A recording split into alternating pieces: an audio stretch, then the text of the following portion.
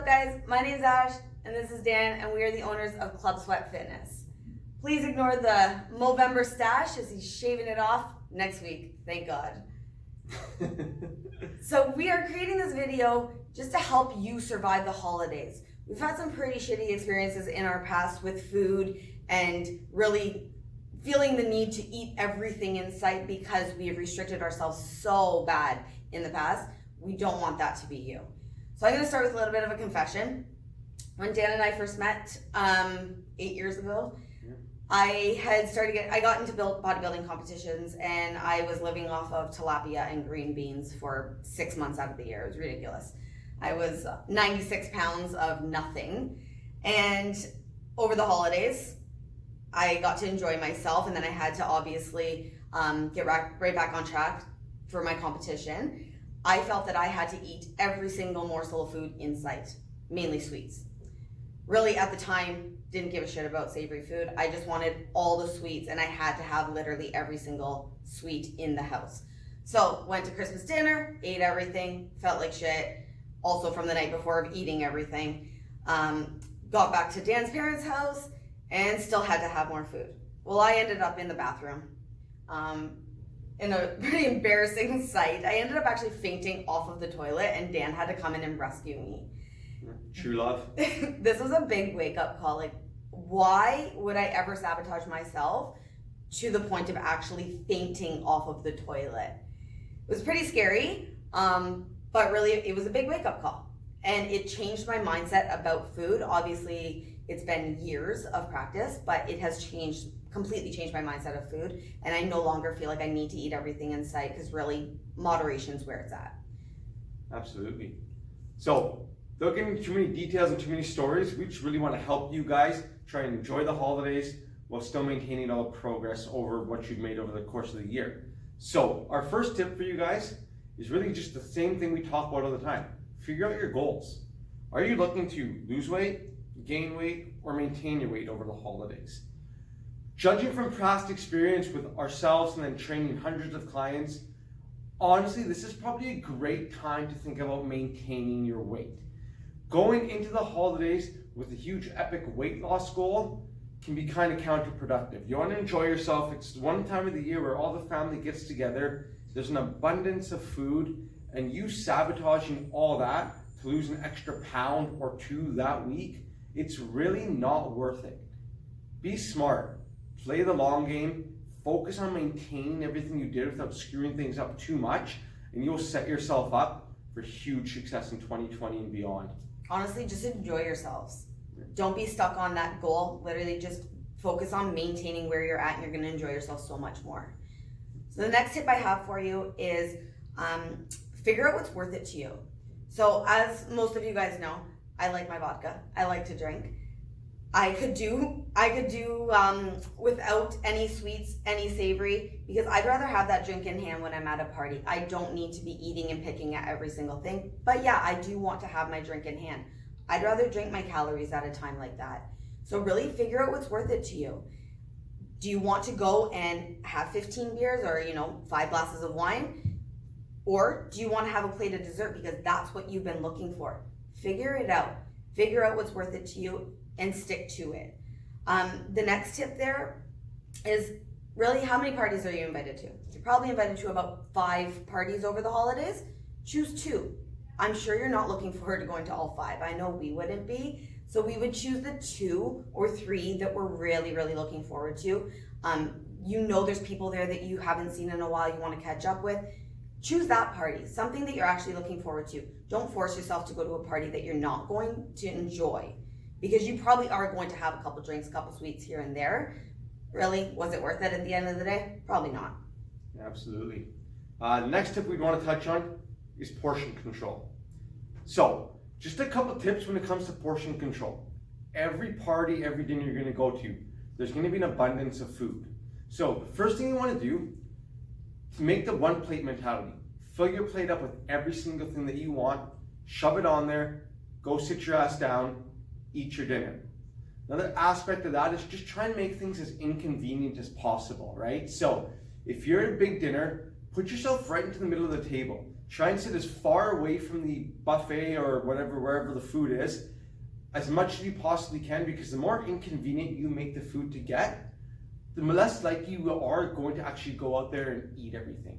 So if you make it as inconvenient as humanly possible, chances are you're only going to stick to that one plate. And usually where people screw up is the fact that one plate turns into two, two turns into three, then you're picking something here, then you're having a drink there. So really focus on those portions and make sure that you're not overindulging on a whole bunch of different things.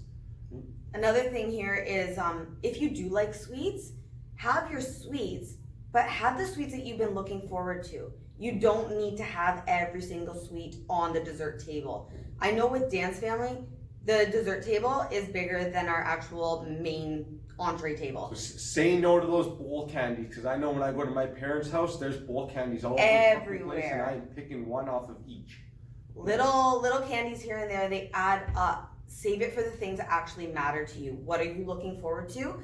Eat it, but stick to the portions. One plate, fill it up, and that's it. If you're the cook that day, cook enough for who's there. I know when we go to my mom's house, there's 5 of us now, and she still cooks a 27-pound turkey. It's insane. We don't need 5 pounds of turkey each. So you have 5 people there, cook a goddamn 5-pound turkey. You don't need to go in abundance. You're gonna be full enough. It's only one dinner. After dinner, how do you deal with leftovers? So that's the next tip we have for you. You don't deal with leftovers. You give it to everyone else, make them fat, you walk away empty-handed. If someone, like Dan's mom, eat, take all the food in the world because we don't want it, take the things that are actually gonna help you the next day, for the next 3 days. Take the lean turkeys, take the veggies. That's only gonna help you with meal prep. Yeah. And just remember Berardi's 3 laws, right? So, if food is in the house, either you're gonna eat it, somebody you love is gonna eat it, or somebody you moderately tolerate is gonna eat it. But if it's in the house, you're gonna eat it. So if you're gonna grab the leftovers, just make sure they're the healthiest leftovers you can possibly grab. One more tip as far as taking the leftovers, give back. Find a soup kitchen or maybe a family that didn't get to enjoy Christmas dinner. Bring the leftovers to them. I'm sure they're gonna appreciate it. Yeah. And the next tip is probably the most important one, something we tend to study a lot when it comes to food, is the psychological aspect of it. So, when it happens to deal with stress eating, the biggest thing you can do is create some awareness. Figure out what is a trigger.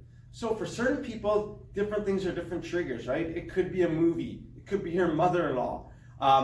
It could be another family friend that's coming in that just sets you off, and boom, you know you're gonna drink a little bit more with that friend. Or you know because that person's gonna say something, you're gonna head your ass right to the dessert table and pick a little bit here and pick a little bit there. So really figure out what are my triggers, and then let's create some good patterns around those triggers. So if you know your buddy's coming over and you guys are gonna get after it with the best types of booze, right? So instead of having your heavy beers, switch it over to a light beer. Something from like a Budweiser to a Michelob Ultra, you're saving yourself 100 calories per drink.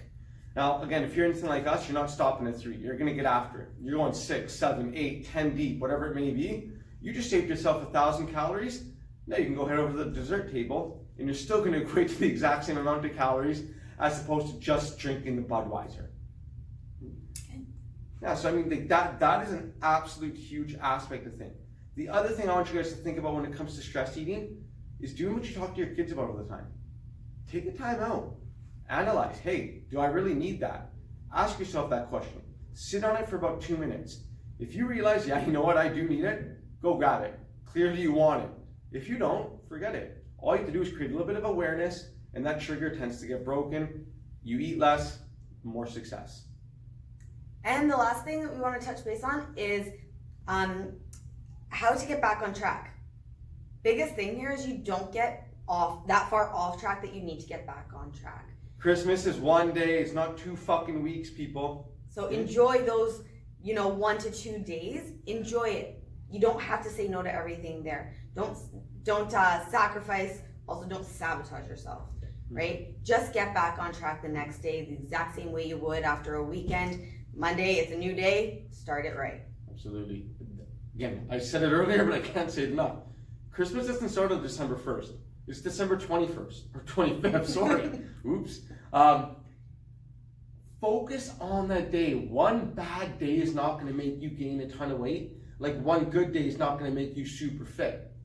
It's the fact of when you compound it from the 1st all the way to the 1st of January, boom, that's how you gain 6 or 7 pounds over the holiday.